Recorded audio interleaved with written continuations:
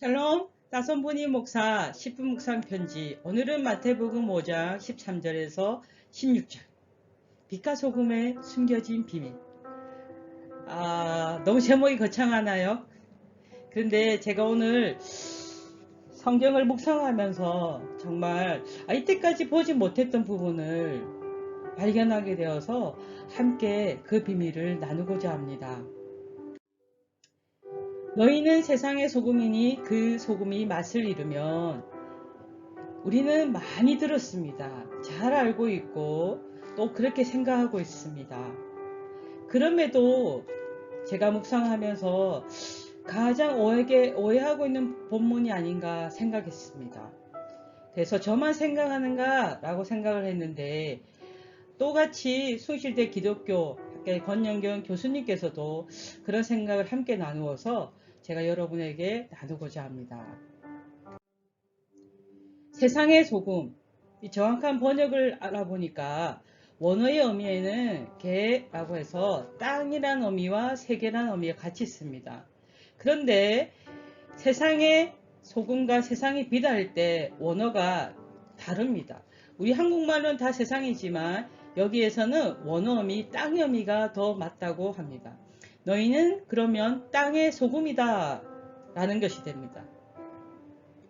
이 세상이라는 표현 때문에 문맥 전체를 잘못 해석할 수 있는 역할을 하게 되었다고 봅니다. 예수님은 We are the world가 아니라 땅의 소금을 말씀하셨다.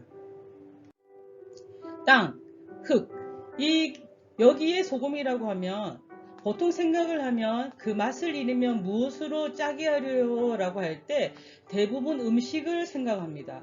그래서 그 소금이 음식을 부패하지 않게 한다 이런 식으로 생각을 하기 쉽습니다.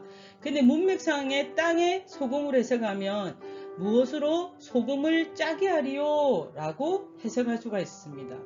소금은 한번 맛을 잃으면 다시 짜게 만들 수 없다는 그 소금의 속성이 있습니다. How can it be made salty again? 음식이 아닌 소금 자체라고 NIV 성경을 보면 알 수가 있습니다. 너희는 세상의 소금이 예수님이 말씀하신 의도, 진정한 의도, 이 문맥은 13절 하반절을 보며 너희는 세상의 소금이라는 부분이 정말 본뜻을 말한다고 볼 수 있습니다. 아무 쓸데없어 다만 밖에 버려져 사람에게 밟힐 뿐이니라. 소금은 맛을 잃으면 회복이 안 된다. 그래서 결국 밖에 버려져 사람들에게 밟힐 뿐이다 라고 하는 뜻으로 해석할 수가 있습니다. 비유는 그리고 말씀은 끝까지 다른 것이 좋습니다. 그래서 저는 가능한 예를 들어서 마태복음이며 넌 사역자이기 때문에 라고 할 수도 있지만 제가 초신자 때부터 성경을 끝까지 읽습니다. 서신서 같은 경우도 우리가 편지잖아요. 편지를 부분으로 읽는 것이 아니라 전체를 읽고 난 뒤에 그 부분을 봐야 이해가 되기 쉽습니다. 끝까지 다 읽어야 된다는 것. 전체적인 메시지를 찾아야 됩니다.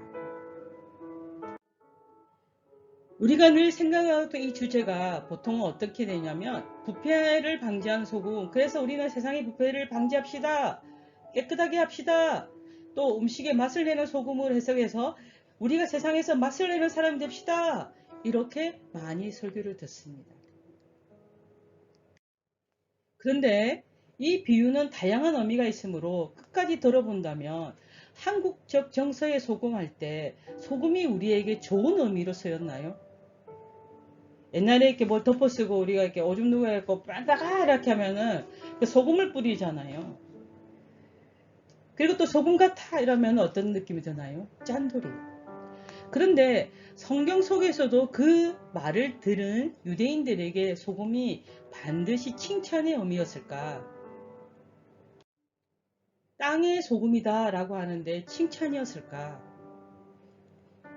이 유대인의 관점에서 그리고 마태가 이야기를 하고 싶은 요지로 봤을 때 땅과 소금이 붙었습니다.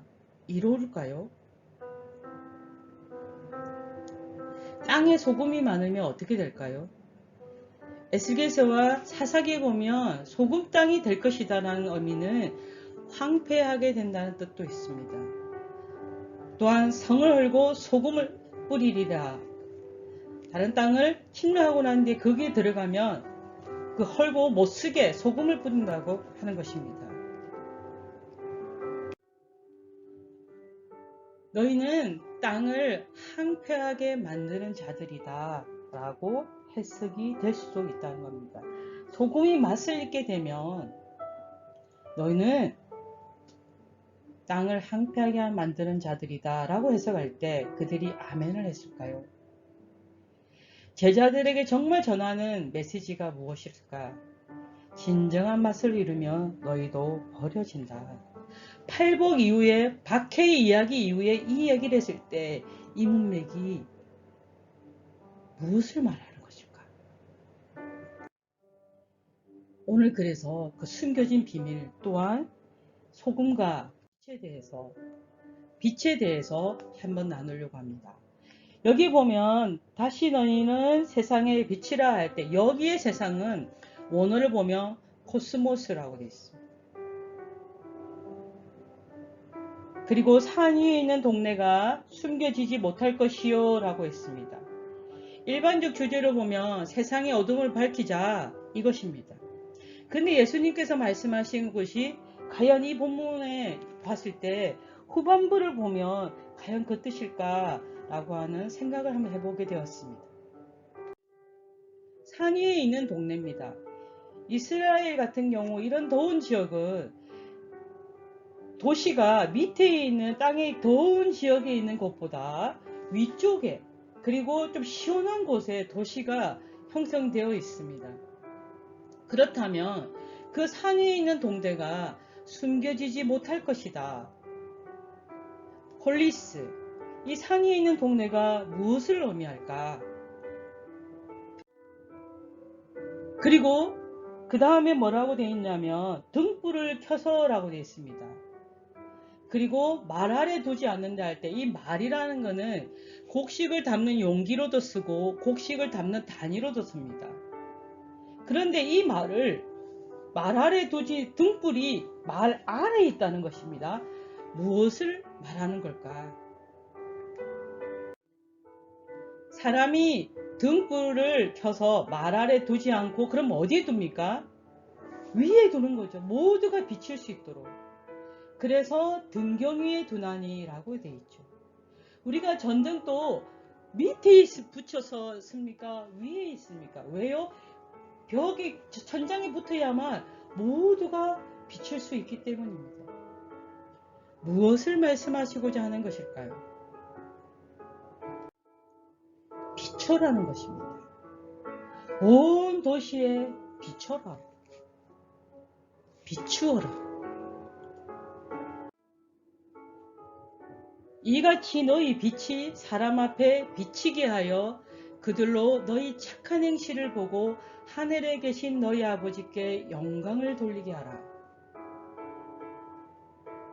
마태복음 13절에서 16절의 두 가지 메시지를 생각해 본다면 일상적으로 여러분에게 설교 듣는 것도 다 맞는데 제가 또 한 묵상한 것을 보면 제자가 맛을 잃어버리면 끝장이다. 그래서 제자는 노출되어야 한다. 산 위에 있는 동네는 숨겨지지 못한다. 드러나야 된다. 위에 있어야 된다. 누구의 위에가 아니라 사람에게 보여야 된다. 말 아래 둔다는 것은 숨기는 것이기 때문에 등경 위에 두는 것은 노출되는 것입니다.